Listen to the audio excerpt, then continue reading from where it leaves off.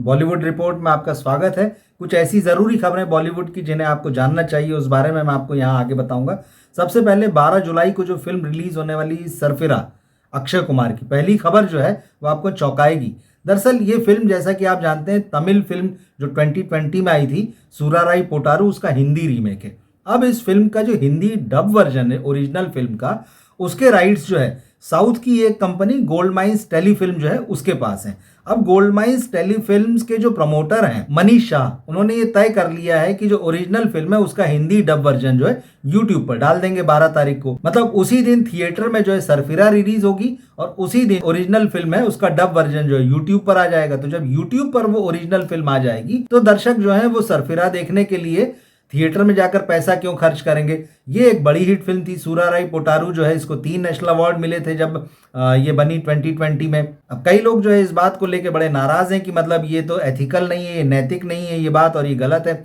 लेकिन मनीष शाह का कहना है कि भाई मैं बिजनेसमैन हूँ, मैं बिजनेस करता हूँ, तो मेरे लिए तो, और मैं जानता हूँ कि किस तरह से बिजनेस किया जाना चाहिए। तो अगर मैंने, उनका कहना है कि अगर मैंने इस फिल्म के राइट्स खरीदे थे इसको रिलीज करने के लिए, तो जब मुझे ठीक लगेगा कि इस फिल्म को रिलीज करने का सही समय है वो तभी करूंगा। दरअसल ये पहला मौका नहीं जब मनीष शाह जो है इस तरह के किसी, आप इसे विवाद कह लीजिए या कोई मामला कह लीजिए, इसमें आए हैं सामने। दरअसल जब शहजादा फिल्म रिलीज होने वाली थी कार्तिक आर्यन की, तो उस वक्त भी जो उसकी मूल फिल्म अला वैकुंठ पुरामुलु, ये फिल्म जो थी तेलुगु की, तो उसके अधिकार जो है वो इनके पास थे। उस वक्त भी उनकी ये योजना सामने आई थी कि डब फिल्म को जो है, अल्लू अर्जुन थे इसमें, तो उसको जो है थिएटर में हिंदी वर्जन उसका रिलीज कर दिया जाए। लेकिन तब किसी तरह से टी सीरीज जो शहजादा के जो मेकर्स थे, उन्होंने किसी तरह समझौता किया, कहा गया कुछ पैसा वगैरह दिया गया, उनको रिलीज रोकने को कहा गया, तब उन्होंने रिलीज रोकी। ऐसा ही कुछ मामला भोला के साथ हुआ था जिसमें अजय देवगन थे। वो जिस फिल्म की रीमेक थी कैथी, उसके भी राइट्स जो थे वो गोल्ड माइंस टेलीफिल्म के पास थे। तो तब भी जो है मनीष शाह जो है इस फिल्म को रिलीज करना चाहते थे, मगर फिर वो मामला रुक गया।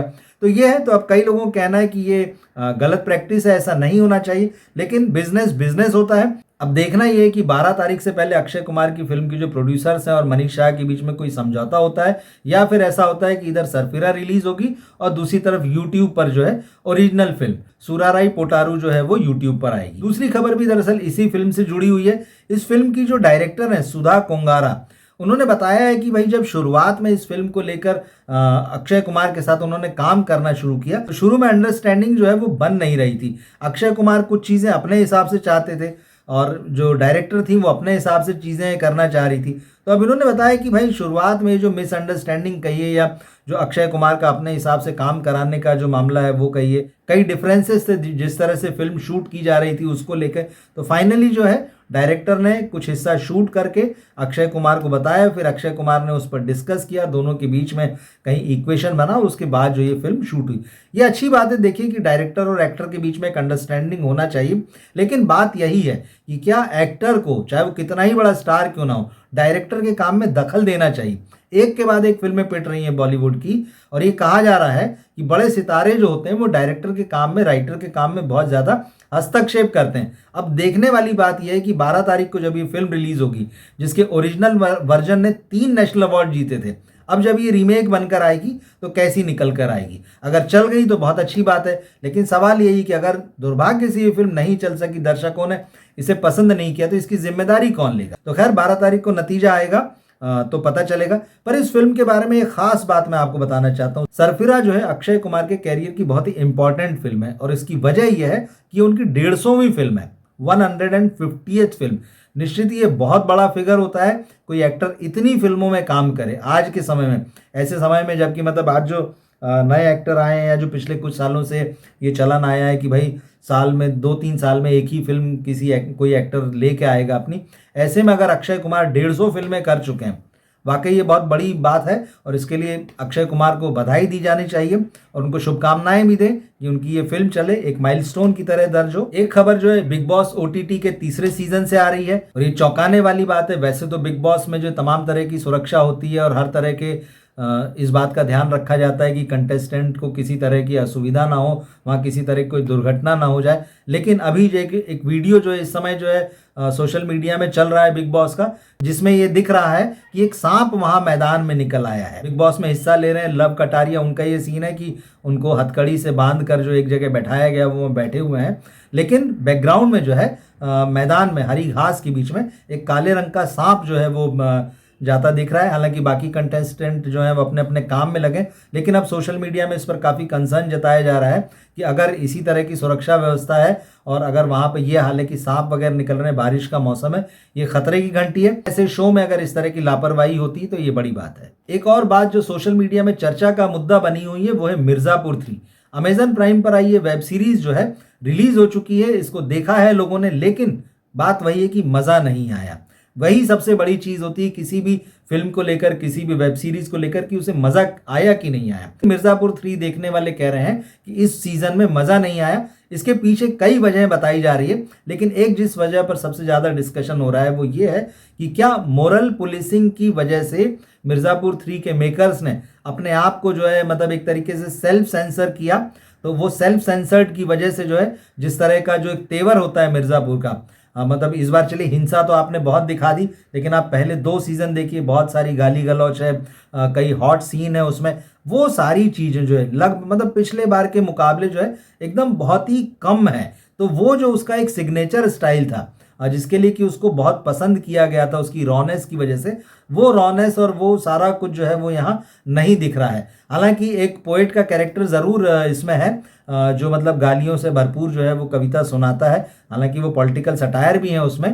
तो कई लोग उसकी बात कर रहे हैं, मगर ये कहा जा रहा है कि इस बार जो है कहीं मेकर्स ने जो है खुद को ही मतलब मोरल पुलिसिंग के डर से जो है उन्होंने कि लोग कहीं बाद में हंगामा ना करें, उनके खिलाफ प्रदर्शन ना हो, उनके खिलाफ कोर्ट में केस ना पहुंचाए, शायद इस डर से जो है मेकर्स ने अपने आप को इस बार कंट्रोल में रखा है, इस वजह से वो बात नहीं आ पाई। मिर्ज़ापुर 3 जो है ये लोगों को सेटिस्फाइड नहीं कर पाया है। ये अब मेकर्स को सोचना होगा कि सीजन 4 में कहानी को किस तरह से इसका ग्राफ जो है वो ऊंचा करें। एक और खबर जिसे आपको जरूर जानना चाहिए वो सुप्रीम कोर्ट और बॉलीवुड से जुड़ी हुई है। सुप्रीम कोर्ट ने क्लियर कर दिया है कि जिनको आप विकलांग कहते हैं, जिनको अंग्रेजी में जो है डिफरेंटली एबल्ड पीपल शब्द दिया गया है, उनका मजाक जो है वो अब सिनेमा में नहीं उड़ना चाहिए।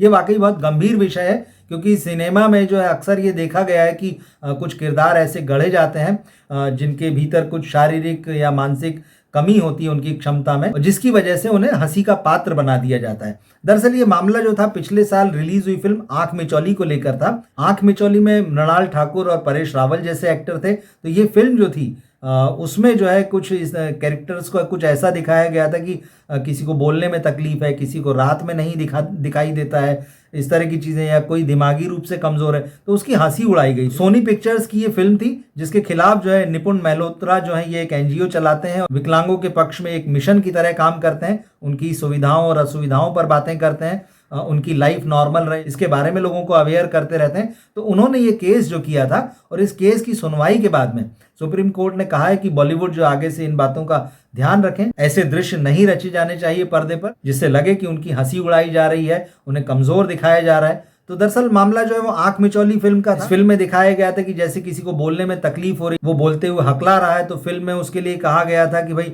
अटकी हुई कैसेट, ये बहुत ही गलत बात है। इसी तरह से जो है अगर किसी को मेमोरी की प्रॉब्लम है तो उसको बताया गया कि भुलक्कड़ बाप है। अगर किसी को रात में नहीं दिखता है, रतौंधी जैसी कोई समस्या है, तो फिर उसका भी मजाक बनाया गया। तो इस तरह के जो किरदारों की हंसी उड़ाई गई थी, कोर्ट ने इसको बहुत गंभीरता से लिया है और बाकायदा इसके बारे में गाइडलाइंस जारी की हैं। निश्चित रूप से ये बहुत महत्वपूर्ण फैसला है। खासतौर पर कॉमेडी फिल्मों में जो है इस तरह की चीजें होती है और इन पर हर हाल में रोक लगनी चाहिए। अब हम देखेंगे आने वाले दिनों में जो है बॉलीवुड का सिनेमा जो है इन रूल्स को, इन गाइडलाइंस को फॉलो करता है या नहीं करता है। क्योंकि एक बात तो तय है कि बॉलीवुड भले ही एंटरटेन करने वाली इंडस्ट्री है, लेकिन उसको ये बात ध्यान रखना चाहिए कि कम से कम इस तरह के जो स्पेशली एबल्ड लोग होते हैं उनके खिलाफ जो है या उनको कमज़ोर बताने वाली चीज़ें जो है वो नहीं दिखाई जानी चाहिए। बॉलीवुड की ये कुछ ज़रूरी खबरें हैं जिन्हें आपको जानना चाहिए। क्या सोचते हैं इन खबरों के बारे में जिनके बारे में मैंने आपको बताया? अगर ये वीडियो आपको पसंद आया कमेंट बॉक्स में लिखकर बताइए। इन जिन खबरों की मैंने बात की उन पर अगर आपकी कोई खास राय हो वो कमेंट बॉक्स में लिखिए। मिलते हैं फिर हम अगले वीडियो में। नमस्कार।